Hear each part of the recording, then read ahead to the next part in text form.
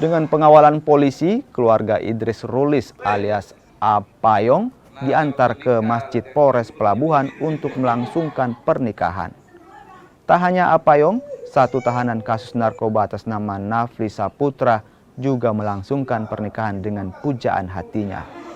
Tangis bahagia keluarga pun tak terbendung setelah mempelai laki-laki mengucapkan ijab kabul. Kedua keluarga mempelai sebelumnya telah sepakat untuk menikahkan anaknya. Karena terjerat kasus narkoba hingga prosesi pernikahan dilakukan di Masjid Polres Pelabuhan Makassar. Pernikahan tadi yang di Masjid Mujahidin Polres Pelabuhan itu,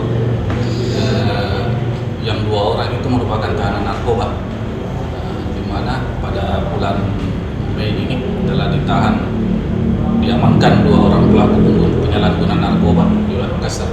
Di mana sebelumnya rencananya kedua tersangka ini memang rencananya akan melakukan pernikahan, tapi telah diamankan di Polres terkait penyalahgunaan narkoba. Makanya hari ini dilaksanakan pernikahan oleh keluarganya masing-masing.